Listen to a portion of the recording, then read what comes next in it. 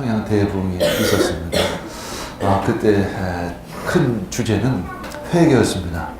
성령님이 역사하시자 회개가 일어나기 시작을 했죠. 그때 한국 교회 가운데 극적인 첫 번째 부흥이 있었습니다. 그러나 이제 그 후에 1950년, 60년, 70년, 80년 한 20, 30년 정도의 기간에 걸쳐서 두 번째 큰 부흥이 있었습니다. 그때 중요한 화두는 바로 성장이었습니다. 부흥이었습니다. 중에 번영이었고 축복이었습니다. 그러면서 우리 한국교회는 거의 800만, 900만, 1000만 가까이 되어지는 크리스찬 수로 확장되었습니다. 그러나 번영을 추구하고 성장을 추구하던 이제 한국교회는 서서히 세상에서의 영향력이 쇠퇴하기 시작을 했던 것입니다. 과거 우리 한국 인구의 한 5% 정도밖에는 차지하지 못했던 크리스찬 있었음에도 불구하고 그때 크리스찬들의 영향력은 대단했습니다. 한국 정치, 경제, 문화를 이끌 정도였었습니다. 독립운동을 이끄는 그런 중추적인 세력이 힘이 바로 크리스찬들이었습니다. 그러나 지금은 거의 전 인구의 상당 부분을 차지하고 있음에도 불구하고 한국교회는 이 나라, 이 땅을 이끌고 있지를 못하고 있는 것이 사실입니다. 성령의 이끄심의 첫 번째는 바로 회개인 것입니다. 우리들의 삶을 돌이키는 것입니다. 오늘 간증을 통해서 함께 영광을 올린 내용도 바로 중요한 핵심 내용은 회개인 것이죠.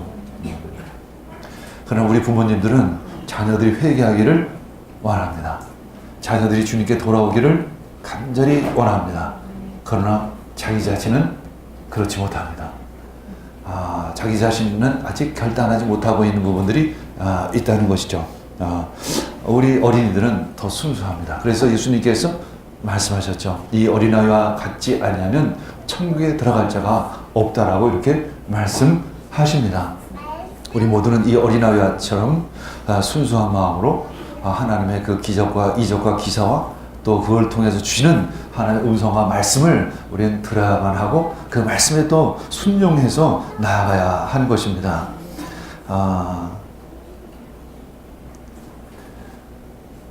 민서가 또 이런 고백을 했습니다. 정말 하나님이 계신다면 지금 방황하고 있는 나를 왜 그냥 두실까 하는 의문을 품기도 했다는 것이죠.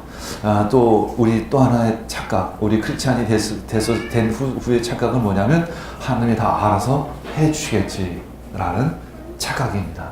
그러나 첫 번째 하나님 우리에게 큰 은혜를 주십니다. 그래서 우리를 회개케 하십니다. 그래서 하나님을 향해서 첫 발을 내딛도록 하십니다. 그러나 두 번째 단계 또 우리가 또 해야 할 일이 있다는 것입니다. 끊임없이 주님을 추구해야 합니다. 끊임없이 성령님의 인도함을 따라가야 하는 것입니다. 그렇지 않으면 우리는 또다시 옛 모습으로도 돌아갈 수 있다는 것입니다. 우리는 끊임없이 주님의 삶, 성령의 삶을 살아가야 합니다. 그 성령의 삶을 살아갔던 우리 대표적인 한 분이 있는데 그분은 평신도이죠. 바로 오늘 말씀을 나눌 스데반 집사입니다. 초대교회의 첫 순교자는 사도가 아닌 전임 사역자가 아닌 평신도였다라는 사실, 이것은 여러분들에게 큰 충격이 될 것입니다. 사실상 지난주에도 말씀을 전했지만 목회자 역할보다도 어떤 의미에서는 평신도의 역할이 훨씬 더 크고 더 위대하다는 것을 우리는 알아야만 합니다. 세상에 영향력을 미칠 수 있는 위치는 바로 평신도의 자리라는 것. 도리어 목회자는 교회 중심으로 사역을 할 수밖에 없는 그런 한계가 있다는 것입니다. 그러나 평신도는 세상을 향해 활짝 열려져 있고 세상을 변화시킬 수 있는 그런 힘과 능력을, 그런 자리를 가지고 있다는 것이죠.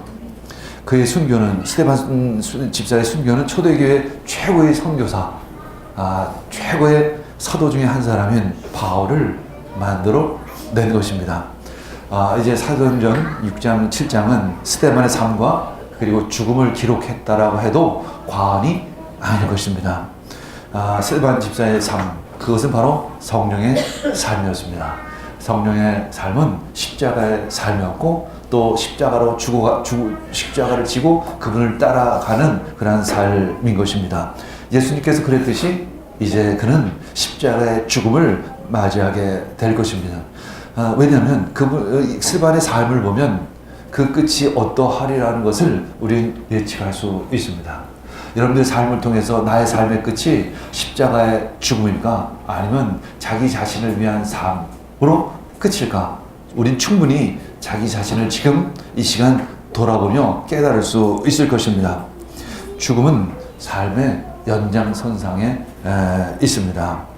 우리의 삶의 끝은 죽음인 것이고 우리들이 어떻게 살아가느냐에 따라서 우리들의 죽음의 모양도 만들어질 것입니다. 스데반에 대한 이 말씀 6장부터 7장 이제 그의 삶과 죽음 이 스데반의 그 짧게 기록된 말씀 그러나 성경의 양으로 보면 상당 부분을 평신도 한 사람을 위해서 6장 7장이라는 짧지 않은 내용으로 우리들에게 말씀을 전하고 있는 것입니다. 사실 그분은 스데반 집사는 한편 설교를 하고 순교를 한 것처럼 기록되어져 있지만 사실은 그의 삶은 그야말로 순교적인 삶이었던 것입니다. 십자가를 향한 그런 삶이었던 것이죠. 자기를 낮추시고 죽기까지 순종하셨으니 곧 십자가에 죽기까지 하셨다는 것입니다. 빌립보서 2장 80절 말씀입니다. 십자가에 죽는 것은 갑자기 십자가 위에서 죽을 수 있는 것이 아닙니다. 그런 삶을 살았기 때문에 또 십자가 위에서 죽을 수 있는 것입니다. 탱자 놀다가 갑자기 어느 날 내가 십자가에 죽으리라 하고 십자가 만들어가지고 짊어지고 낭떠러지에서 떨어진다고 해서 그것이 십자가의 삶이 아닌 것입니다. 그의 삶이 십자가를 향한 삶이어야 하고 예수 그리스도를 따라가는 그런 삶이어야 하는 것이죠. 그런 의미에서 스데반의 삶은 이미 순교를 예표하고 있었다는 것입니다. 그러나 또한 스데반은 사도라는 직분을 가지고 있는 것이 아니라 평신도라는 직분을 가지고 있다는 것 바로 우리들에게 큰 충격이 될 것입니다. 지금 여러분들 집사님 참 많이 있습니다. 여러분들 집사 한 사람 한 사람과 스데반 집사 그 한 사람을 비교하며 오늘 이 말씀을 듣기를 원합니다. 우리는 또 여기서 핑계를 대기 시작합니다. 그래 스데반 집사니까 그렇게 했지 라는 것이 아니라 여러분들 모두가 스데반과 같은 성도가 되어야 한다는 그런 메시지 있는 것입니다. 이제 우리 청년들이 뉴제니 니아스 미션을 다녀왔습니다. 그래서 학생부 수련을 다녀왔습니다.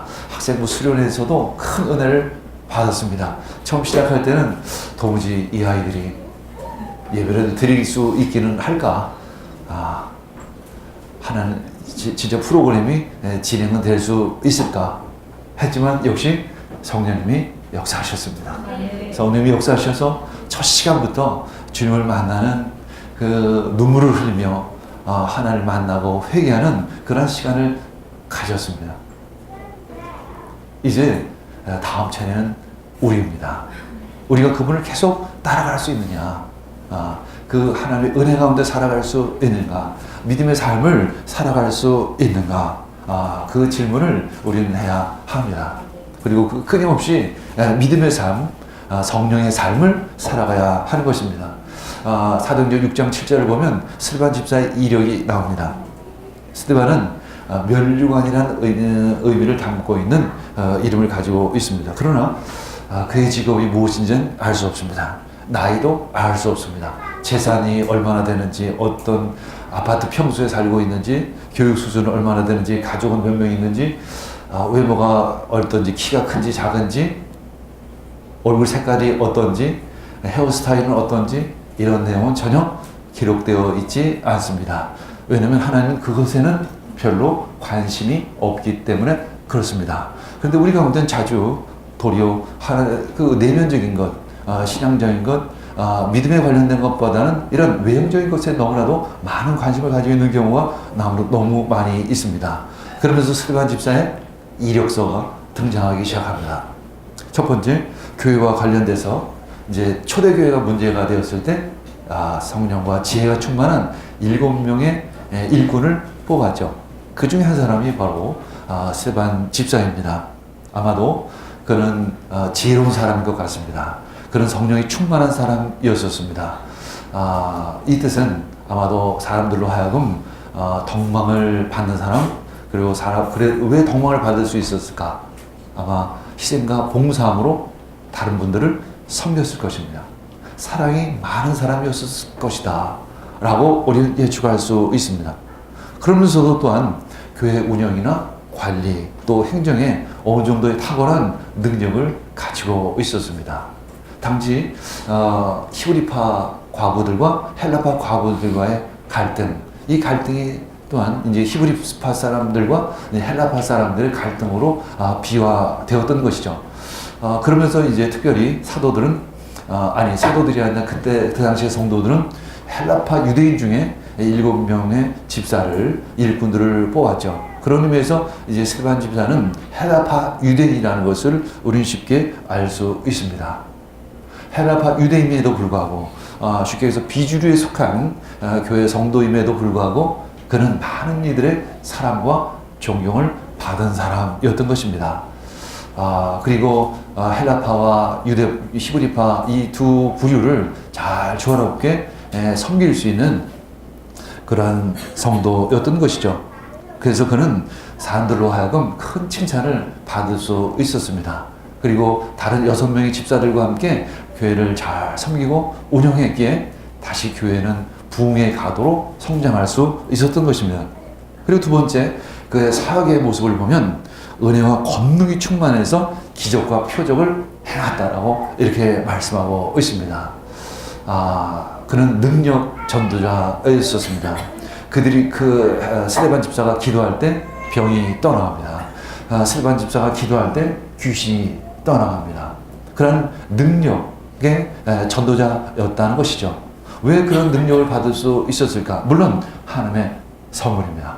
그러나 그는 또 끊임없이 기도하는 일에 쉬지 않았던 것입니다. 아마도 하루에 몇 시간씩 그는 기도했었을 것입니다. 하나님의 능력을 붙잡기 위해서, 복음의 능력을 전하기 위해서 그는 하루에도 수시간씩 기도했을 것입니다. 그래서 하나님께서는 그를 능력의 통로로 삼으실 수 있었던 것이죠. 그가 가는 곳마다 영적인 돌파가 일어나는 것입니다. 사람들이 변하기 시작을 하는 것이죠. 바로 능력 전도로 전도자였던 것입니다. 그리고 이 성령이 주시는 지혜로 또한 말씀을 전했습니다. 그가 설교했을 때 다른 이들이 반박할 수가 없었습니다. 성경 박사도, 율법 학자도 그의 설교에 능히 대항할 수가 없었던 것입니다. 그 사도행전 7장을 보면 7장 한 장 전체가 스데반 집사의 설교로 기록되어져 있습니다. 얼마나 그 위대한 설교였었으면 한 장을 다 할애를 해서 평신도의 설교를 기록했을까? 아마도 아무리 내가 설교를 잘한다고 해도 성경에 한 장을 할애해서 내 설교가 기록될 일은 아마도 없을 것입니다. 그리고 어느 누구의 설교도 그렇게 감히 한 장을 할애해서 기록될 만한 그런 위대한 설교는 찾아보기가 참 힘든 것이 사실입니다. 그러나 그만큼 사도 스데반 집사는 그 설교가 힘이 있었고 능력이 있었고 생명이 있었다는 것입니다. 그가 그 설교를 하고 나서 이제 그 종교 지도자들로 하여금 돌을 맞아 죽습니다. 그때 그는 죽음 앞에서도 주님을 잊지 않습니다. 자기가 죽어가는 것을 하나님은 내버려 두신 것입니다. 그럼에도 불구하고 그는 하나님을 원망하지 않습니다. 불평하지 않습니다. 그리고 기도합니다. 내 영혼을 받아 주시옵소서. 그리고 그 자신을 향해 돌을 던지는 이들을 향해서 선포합니다. 그들을 위해서 기도합니다. 이 죄를 저들에게 돌리지 마시옵소서. 그는 이러한 사람이었던 것입니다. 이것이 바로 스데반 집사의 이력입니다. 저도 이력서를 쓰면 한 장, 두 장, 한 서너 장은 됩니다. 그러나 돌아보면 별 쓸모가 없습니다. 한때는 쓸모가 있었습니다. 그러나 지금은 전혀 쓸모가 없는 이력일 뿐입니다. 더더군다나 하나님 앞에 나가서의 그 이력은 거의 거의가 아니라 완전히 폐기 처분해야 할 이력들일 것입니다. 중요한 것은 그것을 통해서 하나님께 얼마만큼 영광을 올려드렸는가. 주님은 그 질문을 할 것입니다. 하나님은 우리의 직장이나 직이나 성별이나 사회활동, 재력, 연봉, 아파트 평수 이런 것들에는 관심이 없습니다. 왜냐하면 그것은 하나님이 주셨기 때문에 그렇습니다. 하나님이 주신 것입니다. 아니, 하나님 주신 것에 하나님 왜 관심을 가지시겠습니까? 여러분들 부모가 자식에게 돈 주고 그 부모 자식에게 준 그 돈에 관심이 있다면 그건 좀 이상한 일이죠. 또한 우리는 착각을 합니다. 부모에게 받은 돈이 마치 자기가 스스로 번 돈인 것처럼 착각하는 것처럼 참 엉뚱하고 이상한 일은 없을 것입니다. 하나님이 우리에게 주신 것입니다. 중요한 것은 그것을 통해서 하나님께 얼마나 영광을 올려드렸는가, 얼마나 감사를 했는가, 얼마나 주님을 사모하는가, 그리고 얼마만큼 그 주님의 부르심에 응답하는 삶을 살아가는가. 중요한 것은 그 일의 크기보다도 얼마만큼 성령님이 이끄시는 일을 감당했는가, 그리고 십자가의 삶을 살아가는가. 주님은 우리들에게 그 질문을 하실 것입니다. 우리는 분명히 그 질문에 대한 답을 가지고 있어야 합니다. 지금 저는 평생 나만을 위해서 살았습니다. 땡. 그냥 저는 높은 자리를 추구하는 것으로 살았습니다. 땡 할 것입니다. 나는 10억을 벌었습니다. 나는 100억을 모았습니다. 땡입니다. 하나님은 그런 소리를 듣기를 원하시는 것이 아닙니다. 그리고 여러분들이 가져갈 수 있는 것은 또한 아무것도 없다는 것을 우리는 기억해야 합니다. 영국의 유명한 부흥사 조지 휘필드는 그의 자서전에서 이렇게 말합니다. 나는 내 인생이 아무것도 주를 위해 헌신하지 않다가 빨갛게 녹수로 죽기보다는 차라리 뼈마디가 닳아서 죽기를 원하라. 여러분들 녹수로 죽지 않기를 원합니다. 닳아서 죽기를 원합니다. 열심히 하나님을 위해서 열심히 일하면 닳아서 죽는 여러분 되기를 원합니다. 저도 역시 그런 마음입니다. 80이 되든 90이 되든 녹수로 죽지 않기를 원합니다. 닳아서 죽기를 원합니다. 그 땅이 니아스든 그 땅이 나가리든 그 땅이 어디든지 간에 하나님의 부르심의 자리에 서서 하나님의 일을 위해서 그 닳아서 죽는 여러분들 되기를 원합니다. 사도행전 6장 8절 읽겠습니다. 스데반은 은혜와 능력이 충만해서 백성 가운데서 놀라운 일과 큰 기적을 행하고 있었습니다. 스데반은 집사였습니다. 특별히 집사라는 직분을 준 것도 사실은 아닙니다. 그죠? 일꾼이었습니다. 그럼에도 불구하고 그는 위대한 설교자요, 위대한 능력 전도자였던 것입니다. 특별히 그는 성령과 지혜가 충만하여 칭찬받는 사람이다. 또 믿음과 성령이 충만한 사람이다. 그리고 은혜와 권능이 충만해서 기사와 표적을 행했다라고 이렇게 기록하고 있습니다. 우리 리얼스 미션에 이어 학생부 수련회를 통해서 우리 학생들은 많은 변화를 겪었습니다. 큰 은혜를 받았습니다. 그리고 스스로 고백합니다. 내가 예배를 회복했다. 내가 이제 옛날에 노는 것이 좋았는데 이제는 예배하는 것이 더 좋다. 난 전에는 하나님을 잘 몰랐는데 난 이제 진짜 하나님을 알게 되었다. 내 입에서 방언이 터졌다. 하여튼 여러 가지 간증들을 들을 수 있었습니다. 그리고 또 선생님들이 또 가르쳐 주셔서 또 그것을 랩으로 표현해서 막 노래 부르는 그런 소리를 제가 노래를 들었습니다. 내가 이렇게 변했다고, 내가 이렇게 회복되었다고, 내가 이렇게 회개했다고 이렇게 간증하는 그런 노래를 들었습니다. 중요한 것은 이제 그 다음입니다. 그것은 하나님의 은혜입니다. 하나님이 주시는 선물인 것이죠. 이제 선물을 받은 사람으로서 하나님의 은혜를 받은 사람답게 이제 그런 삶을 살아가야 하는 것입니다. 바로 그것이 성령이 이끄시는 삶이요, 그 성령이 이끄시는 삶은 하나님의 말씀으로 우리를 인도하십니다. 말씀에 따라 우리는 순종하며 살아가야 하는 것이죠. 9절에서 10절 읽겠습니다. 그때 구레네 사람과 알렉산드리아 사람과 길리기아와 아시아에서 온 사람으로 구성된 이른바 리보디노 회당에 소속된 사람들 가운데에서 며칠 들고 일어나서 스데반과 논쟁을 벌였습니다. 그러나 스데반이 지혜와 성령으로 말함으로 그들은 스데반을 당해낼 수가 없었습니다. 여기 리보디노 회당에 소속된 사람들이라는 의미는 바로 디아스포라 유대인들이 모여서 예배를 드리는 그 회당이라는 의미를 가지고 있죠. 그런 의미에서 이 스데반도 디아스포라 유대인 중에 한 사람이었습니다. 그런 의미에서 같은 처지에 있는 사람이 더 무섭다는 것을 때로는 그들이 디아스포라 유대교인들이 스데반을 대적해서 들고 일어났다는 것입니다. 이제 스데반의 말이 그 설교가 성령의 감동 속에서 아주 막힘이 없이 쏟아지는 그런 상황을 이 말씀 가운데 우리는 엿볼 수 있습니다.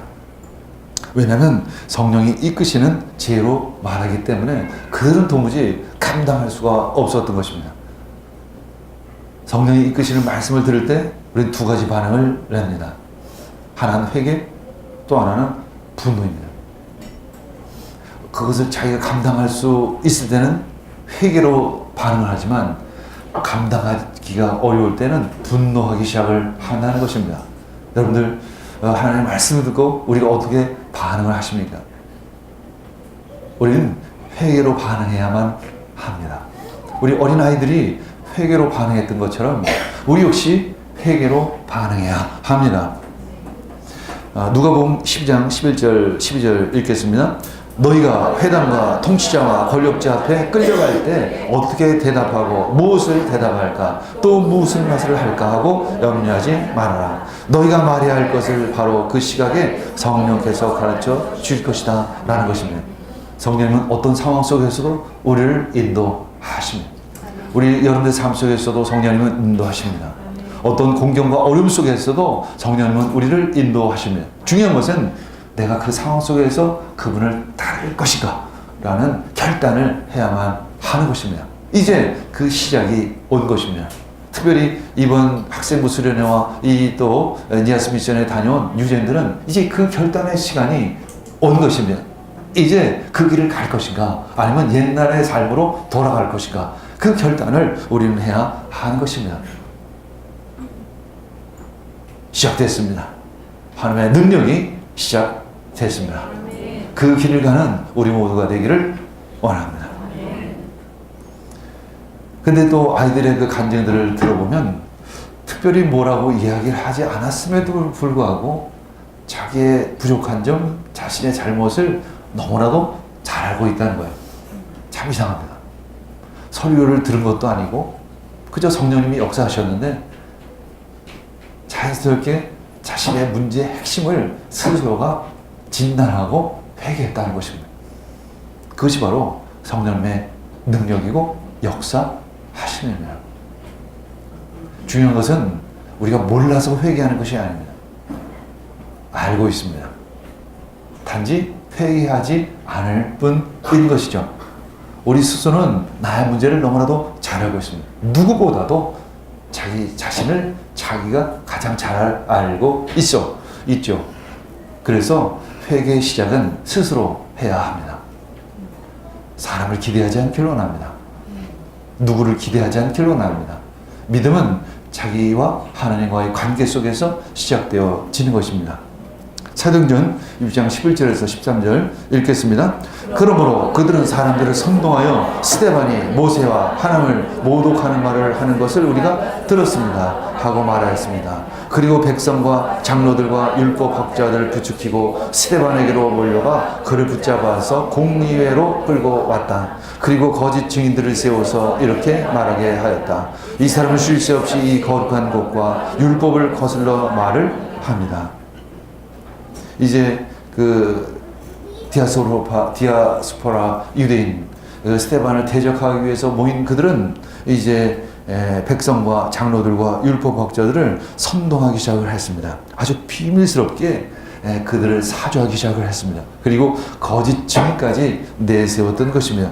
그들은 아주 지금 스데반에 대해서 광분을 하고 있는 상태였습니다. 어떤 수단과 방법을 가리지 않고 않을지라도 저 스데반만을 죽인다면 이것이 바로 하나님의 뜻일 것이라는 아주 커다란 착각을 하고 있었던 것입니다. 어떤 거짓말을 하든 어떤 비열한 짓을 하든 어떤 비성경적인 방법으로 하든 이 스데반만 죽이면 그것이 하나님의 뜻을 이루는 것이다 라는 착각을 그들은 한 것입니다. 크리스찬이 많이 자주 빠지는 오류가 바로 그것입니다. 결과만 좋으면 방법은 비성경적이라도 괜찮을 수 있다라고 스스로 착각을 하는 것이죠. 결과만 성경적이라고 하면 방법은 비성경적이라도 때론 괜찮을 수 있을 것 같다라는 생각을 하는 것. 그만큼 엄청난 착각은 없습니다. 방법도 성경적이어야 하고 결과도 성경적이어야 합니다. 아니 도리어 우리에겐 방법이 더 중요합니다. 결과는 하나님이 이루실 것입니다. 하나님이 결과는 지금 이루실 수도 있고 10년 후에 이루실 수도 있고 100년 후에 이루실 수도 있고 하나님이 원하시는 때 하나님의 때 그 결과를 이루실 것입니다. 중요한 것은 내 그 길을 가느냐가 중요한 것이죠. 다만 결과를 보지 않으시길 원합니다. 물론 결과 중요합니다. 결과를 향해 가야 합니다. 그러나 내 눈으로 그 결과를 보려고 하는 그런 착각도 버려야 하는 것이죠. 우리 아이가 내 눈 안에서 회복되어지길 보는 것. 이것도 오만인 것입니다. 내가 죽어서, 내가 죽는 순간 내 자녀가 회복될 수 있습니다. 그때는 하나님만이 아십니다. 중요한 것은 그 길을 가는 것입니다. 그리고 하나님의 방법대로 살아가는 것입니다. 하나님의 뜻대로 행동하는 것이 더더욱 중요한 것입니다. 사도행전 6장 14절에서 15절 읽겠습니다. 그 사람이 나사렛 예수가 이곳을 헐고 또 모세가 우리에게 전하여 준 규례를 뜯어 고칠 것이라고 말하는 것을 우리가 들었습니다. 공회에 앉아있는 사람들이 모두 스데반을 주목하여 보니 그 얼굴이 천사의 얼굴과 같았어요. 스데반은 지금 결과를 보지 않습니다. 지금 상황을 보지를 않습니다. 그저 오직 하나님만을 바라보고 있습니다. 지금 스데반이 처한 상황은 도대체 어떤 상황일까? 그는 복음을 증거했습니다.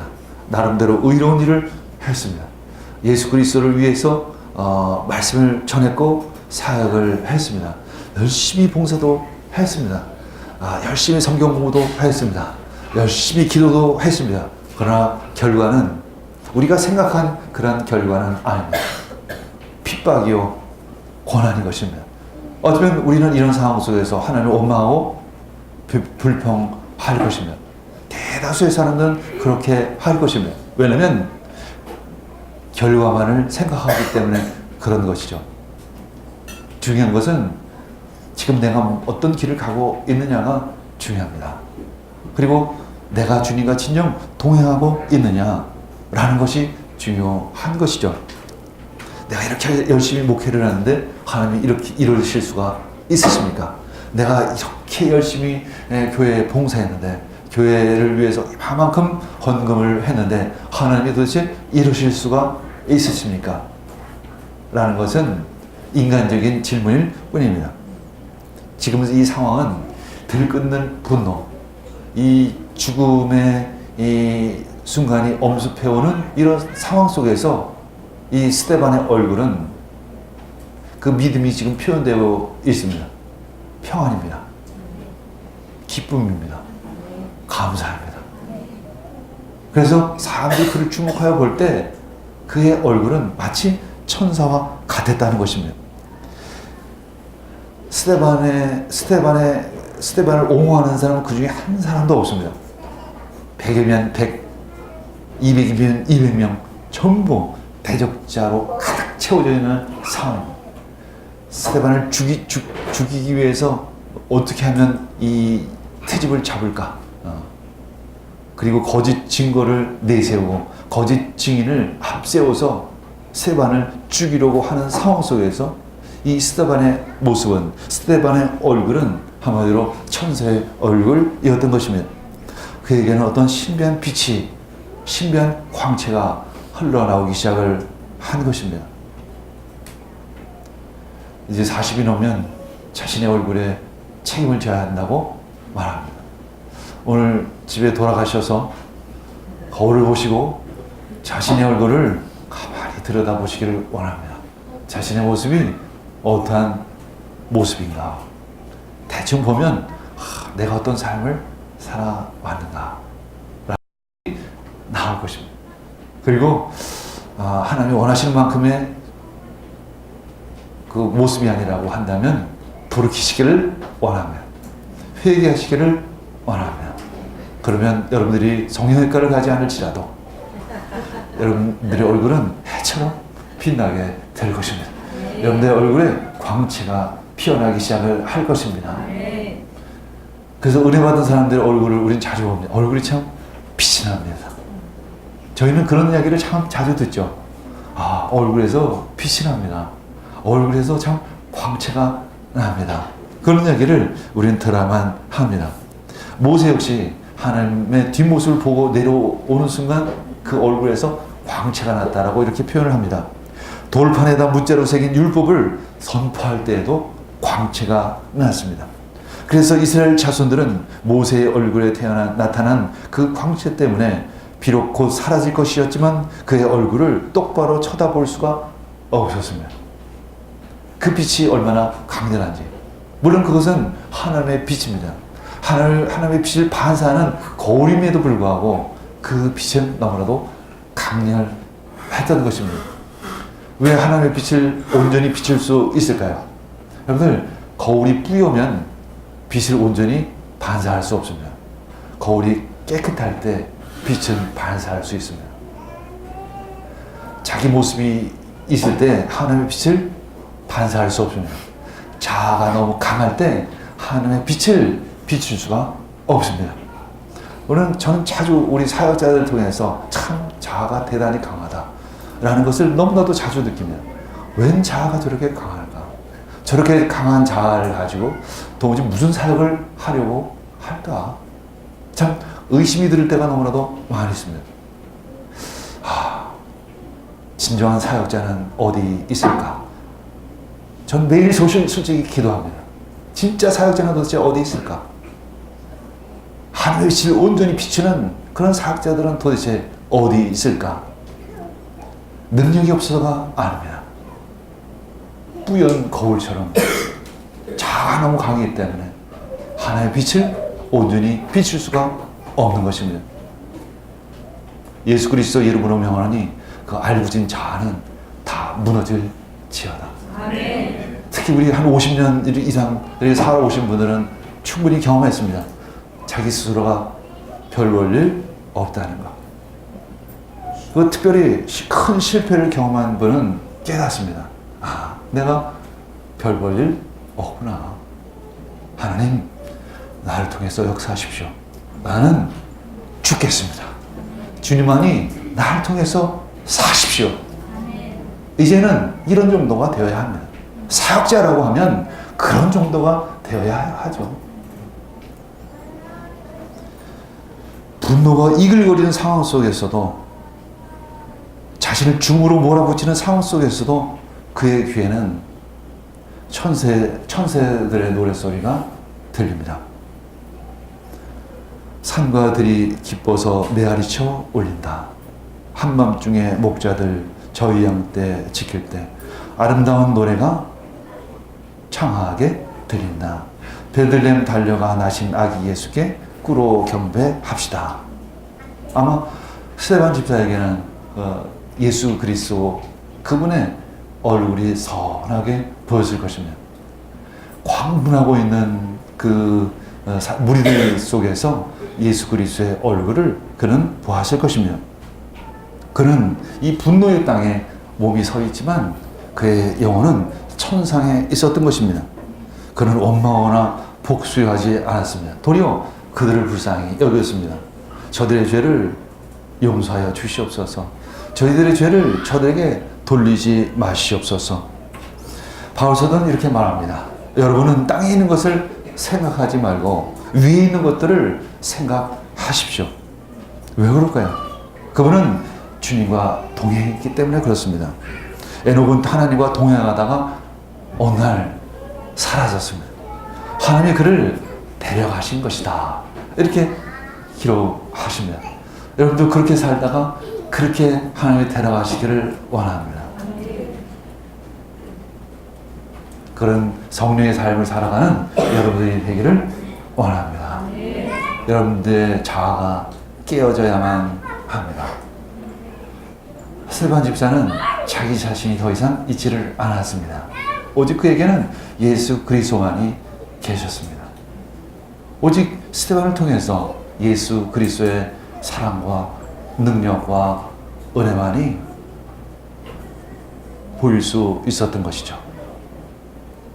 여러분들 삶과 여러분들 죽음을 통해서 예수 그리스도만이 드러나기를 원합니다. 기도하겠습니다.